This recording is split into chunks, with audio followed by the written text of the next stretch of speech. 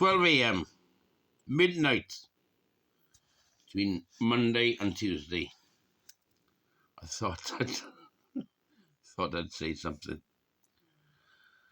Liz Truss. How the hell did she become? She, I don't know. I don't know where she finds her friends from. She needs to crawl back under a rock and not bother us again. And she's crawling out again.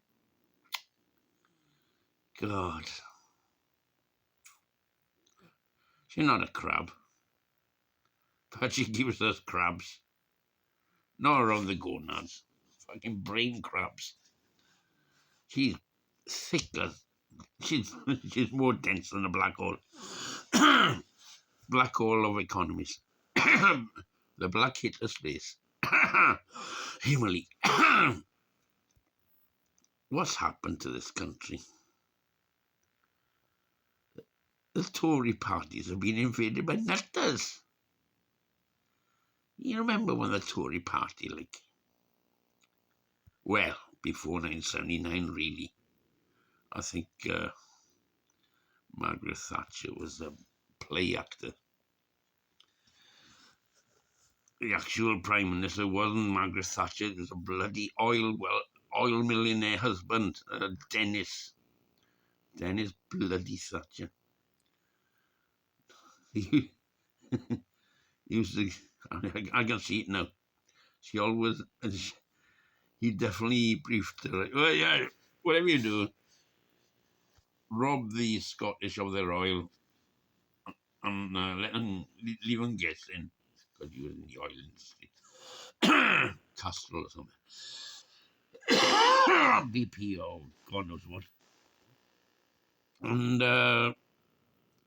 dump all UK industry because it's full of Labour union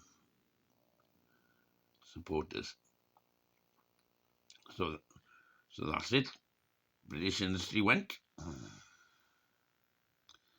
And to pay all this nonsense during the 1980s, Scottish oil wealth, Brent crude and all the rest of the business,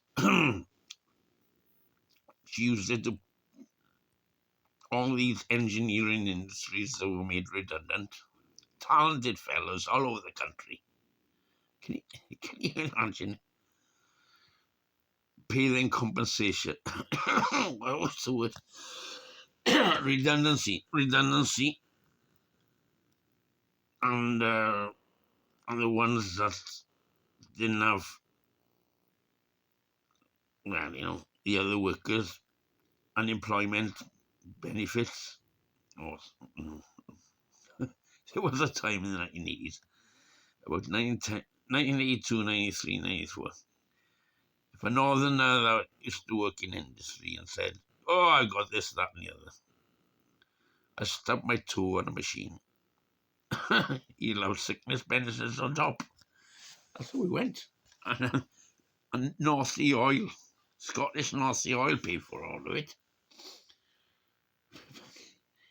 It was madness.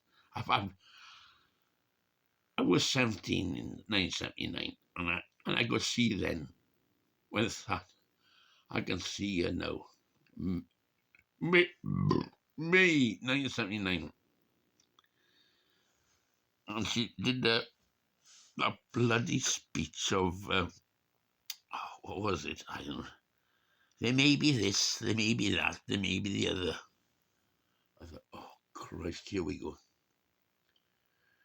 And then within a year or two, my local town, Llanelli, had been shut down. All the banks called back their loans. All the banks gave them no credit to trade. They couldn't get a credit ticket to sell anyway. I thought, oh.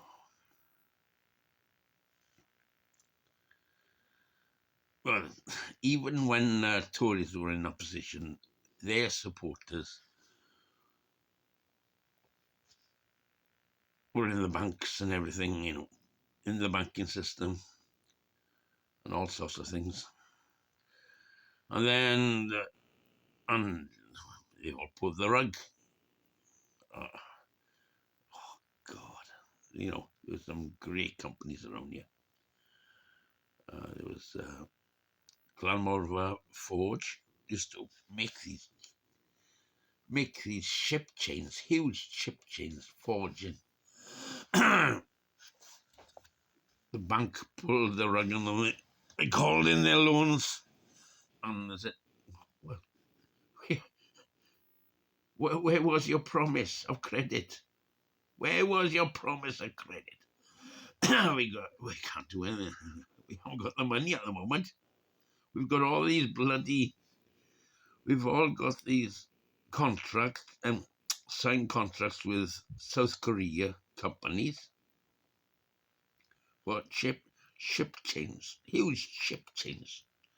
South Korea shipping industry. You know, ships. These big ships are the size of a house.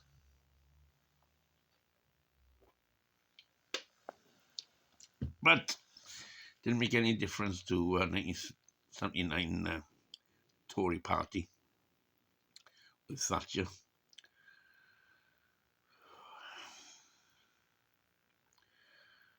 Talk about chains.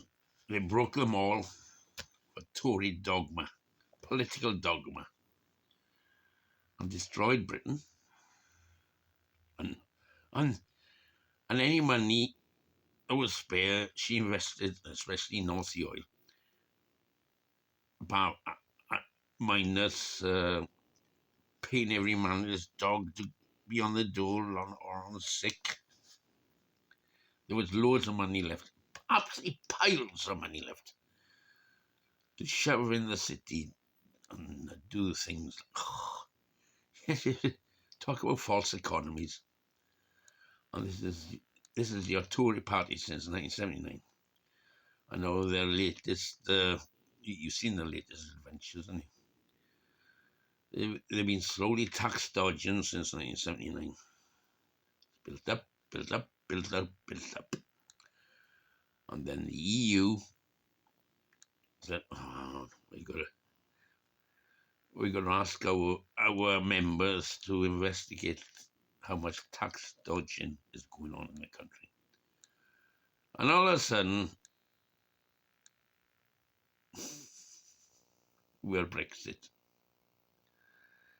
And they fought hard, hammer and tongs, to convince all the fucktards in this country to say that for this dubious reason or that dubious reason, EU is not good for you. And it was all to keep the tax dodging. And this is why the 5% of the wealthy, or the most wealthy people in UK are about, how many multiples is it now? 1,000, 2,000 more wealthier than us on the streets. That's not the way to run a country. And those people on the streets, people like me, you could say, we have our brain, and we didn't want to get involved in that. So, the conclusion, you get people like Liz Truss along. You get people like Boris Johnson come along. You get people like Rishi Sunak, the spoiled child, the spoiled Asian child, who hasn't got a clue, come along. David Cameron, he knew, oh my God, on the morning of the Brexit, announcement of the Brexit vote in 2016 in May, what was it, June or July or something, June is it? He went, oh fuck, I pushed this too far now, I was too confident. And 8 o'clock on the morning, he resigned. I'm getting out there. Because you could see what was coming. No, idiot of his austerity 2010. Oh, it's all Labour's fault. Austerity 2010. It's all Labour's fault.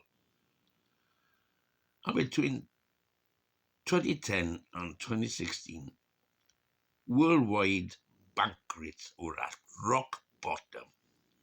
But David Cameron, George Osborne, and that Nick Clegg, and that Danny Alexander as well, and that Vince Cable, they were all promoting austerity. And it was a perfect time to go hardcore invest in the UK. We're fucked. We're fucked.